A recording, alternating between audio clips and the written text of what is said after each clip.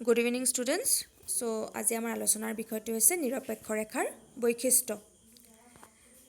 So ইতিমধ্যে আমি নিৰপেক্ষ ৰেখাৰ ধাৰণাটো অধ্যয়ন কৰি আহিছোঁ। So আজি আমি নিৰপেক্ষ ৰেখাৰ বৈশিষ্ট্যবিলাক পঢ়িম। নিৰপেক্ষ ৰেখাৰ প্ৰথম বৈশিষ্ট্যটো হৈছে নিৰপেক্ষ ৰেখাই বাওঁ হাতৰ পৰা সোঁ হাতলৈ নিম্নমুখী গতি কৰে। নিৰপেক্ষ ৰেখাডাল বাওঁ হাতৰ পৰা সোঁ হাতলৈ নিম্নমুখী গতি কৰে। So এডাল নিৰপেক্ষ ৰেখাই দুটা দ্ৰব্যৰ বিভিন্ন সংযোজন প্ৰতিনিধিত্ব কৰে যি উপভোক্তাজনক সমান পৰিমাণৰ সন্তুষ্টি প্ৰদান কৰে। হয়নে? এডাল নিৰপেক্ষ ৰেখাত থকা প্ৰতিটো সংযোজনে উপভোক্তাক সমান পৰিমাণৰ সন্তুষ্টি প্ৰদান কৰে। So ইয়াৰ পৰা এইটো কথা বুজা যায় যে উপভোক্তাজনে যদি X দ্ৰব্য অধিক পৰিমাণে ভোগ কৰিব বিচাৰে তেন্তে একে পৰিমাণৰ সন্তুষ্টি পাবলৈ তেওঁ Y দ্ৰব্যৰ উপভোগৰ পৰিমাণ কম কৰিবলগীয়া হ'ব। কিয়নো যদি উপভোক্তাজনে এটা দ্ৰব্যৰ পৰিমাণ কম নকৰাকৈ উপভোগৰ পৰিমাণ কম নকৰাকৈ আনটো দ্ৰব্য অধিক পাবলৈ সক্ষম হয় তেন্তে তেওঁ অবভিয়াছলি কি হ'ব? অধিক পৰিমাণৰ সন্তুষ্টি পাব। হয়নে?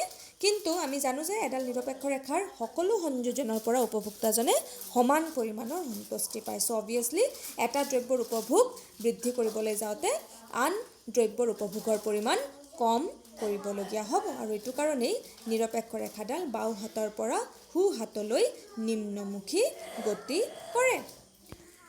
চ' ইয়াত আমি নিৰপেক্ষ ৰেখাডাল দেখিছোঁ। নিৰপেক্ষ ৰেখাডাল চোৱা বাওঁ হাতৰ পৰা সোঁ হাতলৈ নিম্নমুখী গতি কৰিছে। নেক্সট বৈশিষ্ট্যটো হ'ল নিৰপেক্ষ ৰেখা উৎপত্তি স্থলৰ ফালে উত্তল। চ' কিহৰ কাৰণে নিৰপেক্ষ ৰেখাডাল উৎপত্তি স্থলৰ ফালে উত্তল? ক্ৰমহ্ৰাসমান প্ৰান্তিক বিকল্পৰ হাৰ নীতিটোৰ ওপৰত ভিত্তি কৰি নিৰপেক্ষ ৰেখাডাল উৎপত্তি স্থলৰ ফালে উত্তল। চ' প্ৰান্তিক বিকল্পৰ হাৰ ক্ৰমহ্ৰাসমান প্ৰান্তিক বিকল্পৰ হাৰ জনাৰ আগত আমি প্ৰান্তিক বিকল্পৰ হাৰ বুলি ক'লে কি বুজি পাওঁ?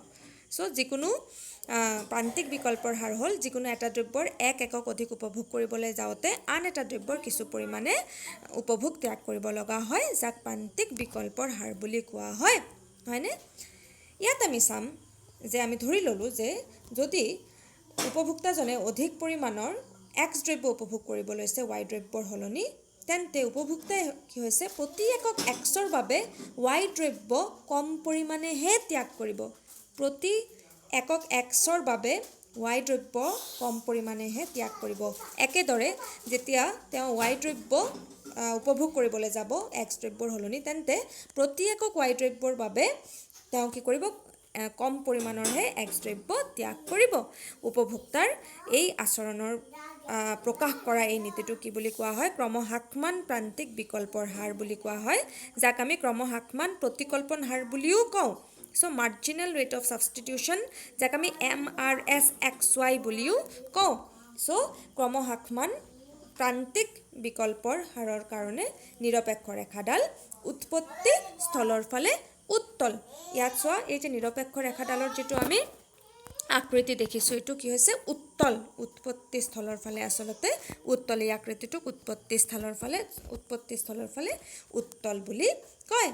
চ' ইয়াত আমি চাম যে ক্ৰমহ্ৰাসমান প্ৰান্তিক বিকল্পৰ হাৰ এই টেবুলটোৰ পৰা স্পষ্ট হ'ব। চাবা উপভোগৰ পৰিমাণ ABCDE X দ্ৰব্য চোৱা 1 2 3 4 5 হয়নে? Y দ্ৰব্য 12 8 5 3 2।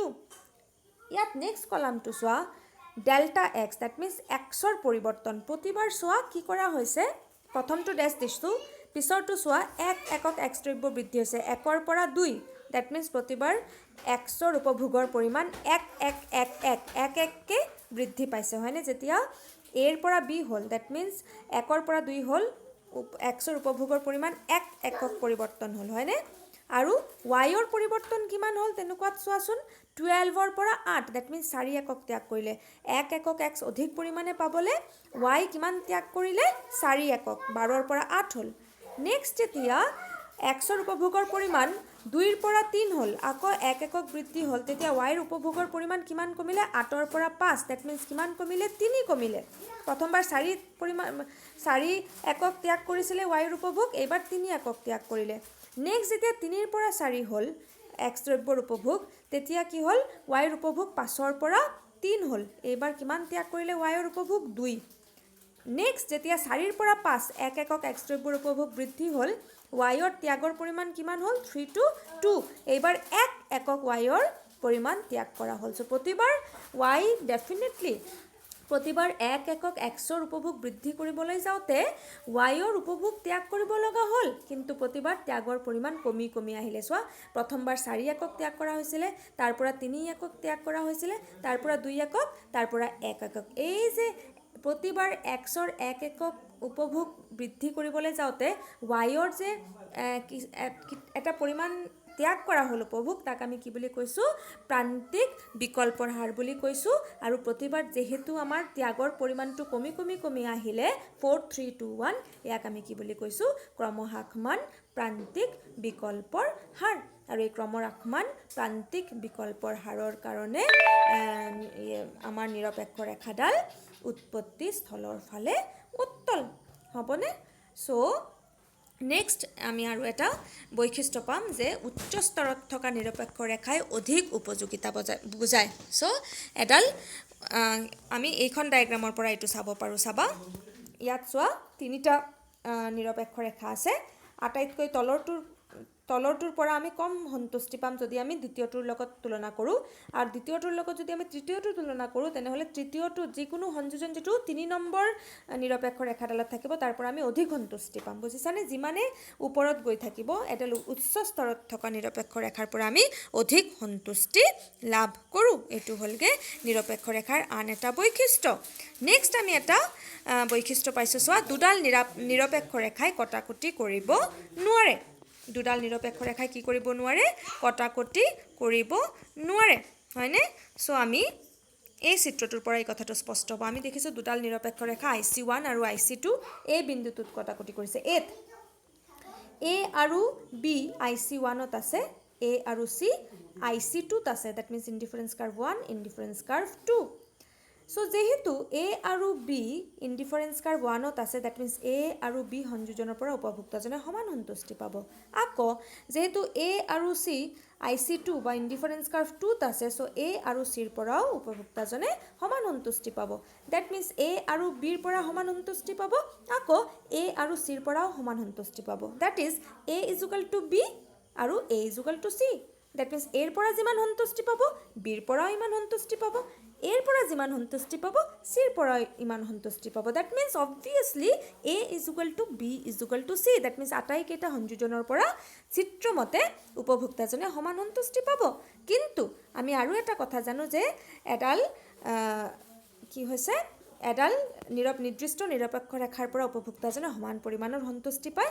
আৰু এডাল উচ্চ স্তৰত থকা নিৰপেক্ষ ৰেখাৰ যিকোনো সংযোজনৰ পৰা উপভোক্তাজনে অধিক সন্তুষ্টি পায় সো C এই সংযোজনটোতো উচ্চ স্তৰৰ নিৰপেক্ষ ৰেখাত আছে দ্যাট ইজ IC2ত আছে তেনেহ'লে কেনেকৈ সমান পৰিমাণৰ সন্তুষ্টি পাব যিটো সন্তুষ্টি C ৰ পৰা পাব সেইটো সন্তুষ্টি কেনেকৈ B ৰ পৰা পাব হয়নে এইটো সম্ভৱ নহয় সেইটো কাৰণে দুডাল নিৰপেক্ষ ৰেখা কি কৰিব নোৱাৰে কটাকটি কৰিব নোৱাৰে হয়নে সো নেক্সট আমি আৰু এটা টপিক পালোঁ নিৰপেক্ষ মানচিত্ৰ বা নিৰপেক্ষ মেপ বুলি কয় হয়নে সো যেতিয়া এটাৰ পৰা অধিক নিৰপেক্ষ ৰেখা এখন চিত্ৰত দেখাওঁ তাক আমি নিৰপেক্ষ মানচিত্ৰ বুলি ক'ম দ্যাট মিন্স ই বহুতো নিৰপেক্ষ ৰেখাৰ সংহতি হয়নে এয়া আমি চাইছোঁ নিৰপেক্ষ মানচিত্ৰ যেতিয়া কেইবাটাও নিৰপেক্ষ ৰেখা আমি একেলগে দেখাইছোঁ এইটোক আমি নিৰপেক্ষ মানচিত্ৰ বুলি কৈছোঁ সদায় মনত থ'ব লাগে এডাল উচ্চ স্তৰত থকা